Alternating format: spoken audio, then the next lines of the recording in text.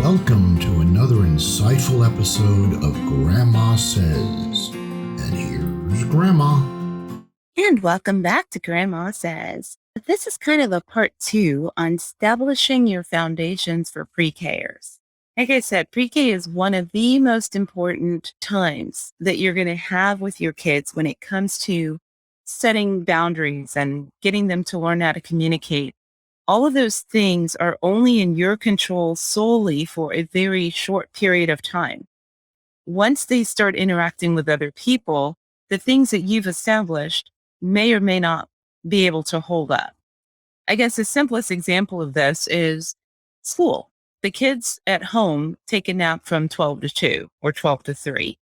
Then they go to school where they don't take naps at all. If that was part of the foundation that you established in order for good health and to give you some quiet time and so forth, it's not realistic to think they're going to come home from school and still take a nap. In that regard, your amount of foundation or control, some of that is now eroded. It's no longer valid. And the kicker is that because they're accustomed to that nap time and now they're not getting it, they may have behavior issues. Almost every kid who acts out in kindergarten and first grade, they do so from lack of sleep. Now, I know the schools and teachers will tell you something entirely different and try to get you to put your kids on medication and, oh my God, he can't sit still. And oh my God, he's not listening. And well, usually it's because he's sleepy. I know that, for some reason, American school systems don't seem to understand that just because a kid just became a year older doesn't mean that they don't need to take a nap in the middle of the day, like they've always had ever since they were born. Little things like that always baffle me about who designs our socio programs, but that's another story. So I'm not going to go into my rants about that. But what I will say is that there are things that you can control and other things that you cannot, especially because these young people at that age, they are establishing their own personalities and who they are and who they're going to become. And understand your kids are not you. They're going to emulate some of what you are, but they're going to eventually be their own separate person by the time they reach adulthood. So whereas you may have been a shy little wallflower, your kid could wind up being the star football player, dance queen, or something because they're them and you're you. You can't raise them under the guise of what you think would have worked for you to make you into what you want it to be. You have to raise them where they are. And this can be a little difficult because, for instance, everything in our world is filtered through our own experience. So let's say for somebody who may have been afraid of the dark, if you're the parent, but you grew up where you were afraid of the dark, now your children who probably have never even thought about being afraid of the dark, if you're overreacting or you're putting night lights in their room or you're leaving the hallway light on or things like that, it's going to eventually affect how they see the dark, even if they're not necessarily afraid of it. They may start to wonder or question, okay, is this some kind of ritual? Is there something that I need to know about darkness? Because you're not waiting for them to say, hey, mom, can you give me a nightlight? Now, some kids would just look at it as, hey, there's a nightlight, so I won't trip over my feet if I have to go to the bathroom. That's why it's there. That's their assumption. They have no idea that their mom or grandma was traumatized by things that go bump in the night when they were 5. Who knows? And establishing the foundation of trust, which equals obedience, when dealing with pre-K, you have to give them a lot more leeway than you do infants and toddlers. But, and I'm going to stress this is a limited time offer in childhood because this is where you want them to explore and figure out who they are. Once they start school, then you're going to have to take some of that power back. So let me be a little more specific so you know what I mean. When they're small and they're at home with you all the time, or if that's what they do, then something like maybe allowing them to wear their Superman cape all day or wear big shoes around the house or carry pom-poms to the grocery store. All of this is perfectly acceptable when you're dealing with a pre-K because they are learning to become who they are. And you don't really want to stifle this creativity too much. I know there are people who are going to give you the weird eyes and the kind of attitude, but you know what? Screw them. This is you and your kid here we're talking about. This is a time when children start to learn about their creativity. They get to know their imagination. They find out what interests them. And you don't want to starve that by trying to make them conform at such a young age. And I'll tell you what I used to do with mine. When they were small, Pokemon was still pretty popular, as well as was Batman and some of these other guys where they wear capes and whatnot. So I made them a set of capes. And so when we would go to the store, they were allowed to wear their capes. Now, the rule was that, because yes, you do want to establish rules. You can wear your cape as long as you're not running through the store trying to make it fly around. Now, you can run outside. So once we're on the sidewalk, you can run from the sidewalk up to the door. And of course, they used to do that because they're such gentlemen. They wanted to hold the door for all the ladies. I thought they were doing it because they were gentlemen. I found out later it's because at that height, they can see up their skirts. But that's besides the point. Some things your children reveal to you over time, and it's like, wow, really? That's what you guys were doing? And here I just thought you liked being nice. But anyway, but yes, they can run and make the cape fly when they're outside, but you can't do it in the store because it would knock things over in the store.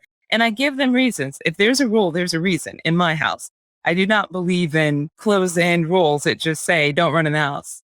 Okay. In my house, there's going to be a why do we not run in the house until they can tell me reasons why they're not going to run in the house. And believe it or not, once they've explained to me why it's a rule, you never have to enforce the rule. They do it on their own because they understand why they're doing it.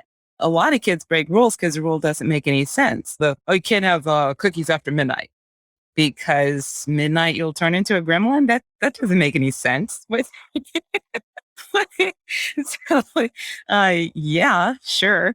Which means someone's sneaking in there to get them because the rule makes no sense. Now, if you explain to them, it can cause heartburn or something or whatever. Not that we never had that rule. That's why I'm having a hard time finding a reason for it.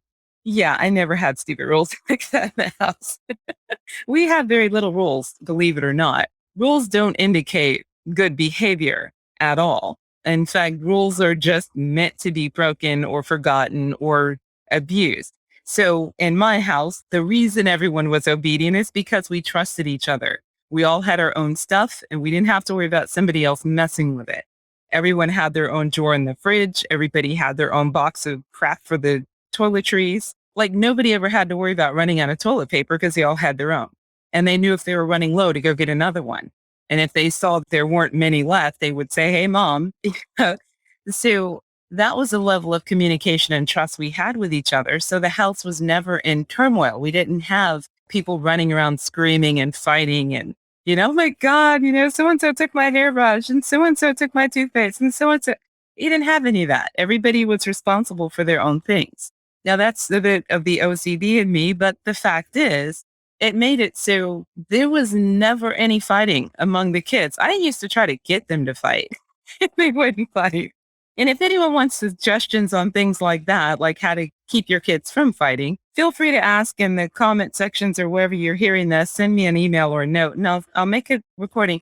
In fact, if you have questions about anything, feel free to ask. If it's something I know, I'll tell you. And if I don't know, I won't.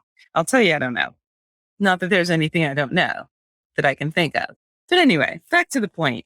So establishing foundations for pre-K, it's a time where you're going to set the rules and the boundaries. You're going to set the guidelines. And I hate using the word rule. I would say the guidelines, as in know where to run based on where you are. It shouldn't be that I have to tell you, you can run over there, but you can't run over here. Your child should have enough sense to look and say, hey, that's concrete. That's going to hurt if I fall. I probably don't want to run on concrete. But hey, look over there. There's some rubber tire thingies or grass. I'm going to run over there. That helps your child to build their own reasoning and make their own decisions that make sense without you having to micromanage. You're getting ready to go to the beach and they decide that's the time they want to drink an entire 2-liter bottle of soda. So they have to go to the bathroom the whole time and miss out on the fun. Then you probably need to talk to your kids about proper measurements when it comes to eating and drinking and so forth. But they should be able to figure that out on their own once you have established the basic guidelines. Then they should be able to fill in the rest. So with pre-K, as in kids who are not quite in school, that is the time to introduce them to anything and everything you think they'll be interested in. The sky's the limit. If they want to build a rocket ship out of cups, if they want to try to make a starship out of Legos, whatever, try not to stifle their creativity. And then let the guidance be minimal, as in, is it smart to wear a swimsuit in winter? Probably not. But instead of fussing at them about it, have them step outside on a cold day in winter with a swimsuit on and let them come back and tell you why they probably needed to put on a sweater. They've learned, you've had a nice discussion, you've had a nice afternoon, and nobody ran each other with the car. Everybody had a nice way of, learning through life. And that's what you can do with kids who haven't quite started school. Now, I emphasize haven't started school because school has a way of trying to get kids to conform into these little boxes of behavior. And as I've said a million times already at this point, because behavior is tied to trust, and kids can't trust their teachers and people at school. And I know I'm going out on a limb to say it, and I know there's plenty of people who would disagree and probably have issue. But what it amounts to is almost every kid can tell when somebody likes them and when they don't. And when you get that vibe from teachers and principals and people who have that weird look and they look down at you from the minute you walk into a door, unfortunately, that's what our schools are full of in a lot of schools, not all. I mean, my sons have had both. They've had great teachers, and then they've had that other crew that really hated their mom because mommy's always got your back. You know what I mean? You are not walking this walk alone. Your mom's right there with you. And so the point being that when you're talking about a situation where you have to be with this woman for however many hours a day. I say woman, it could be a male teacher, just a human, a person. And that person doesn't like you. And you know they don't like you. And you know that they are not doing anything in your best interest. Then there's no trust. When there's no trust, there's no obedience. So everything becomes a challenge. If the teacher says, get the book bag, then that kid is more than likely going to make it a point to take all day to get the book bag, unless it's field trip. So when teachers have these issues in their classes, most of the time they do what most people do. Oh my God, it's because we need to increase discipline. We need to increase rules. We need to make it harder for students to do X, Y, and Z. No, you establish trust. If the kids trust you, then when you say, hey guys, it's time for lunch, everyone lines up with a happy face and they're ready for lunch. If they can't trust when you say it's time for lunch because they know the last time you said that, where they really went was to the bathroom to have to wash their hands, then they had to go outside and stand in the sun because there wasn't enough room in the line in the cafeteria, or you said it was time for lunch, but nobody was allowed to take their lunch with them, and so forth and so on. Well, now there's no trust. You're not getting any obedience. You're going to get a bunch of unruly kids running around doing what they want to do. These are the years that are the fun years. Enjoy watching your child develop into who they need to be, but you do still need to have that balance of firm hand with them because, like you said, as they're developing, they're going to learn all kinds of interesting and new things, and that's great. But they're also going to push your buttons and boundaries because they're not just learning that they can be the next greatest scientist and find cure for climate change or something. But they're also finding out that mommy really hates when I leave my toys in the hallway. And so if I really want her to get mad so that she forgets what she said I was supposed to do today, all I have to do is leave enough toys in the hall and she's going to be mad about that all afternoon. And she'll forget that we were supposed to go to the dentist or whatever they're trying to get out of.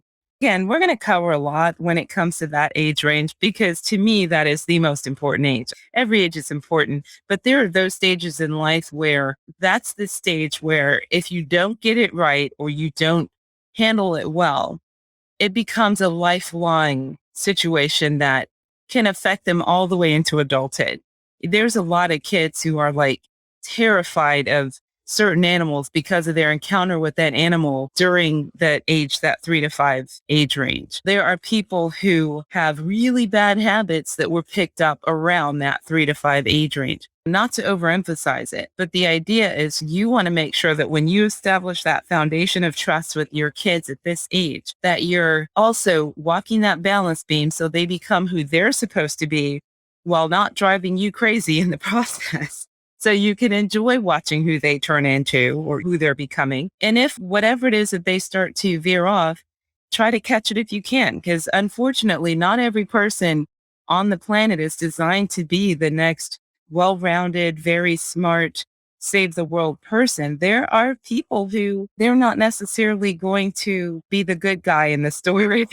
And if you happen to have a child like that and you see those signs, the most you can do is guide them towards being the person that you would hope they're going to be. And then maybe put some trust in something that you can't see.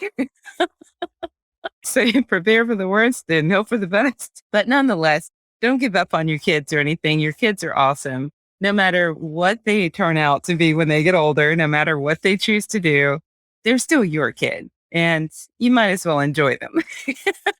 Okay, well, that's all I have to say about that. And I will see you in the next podcast.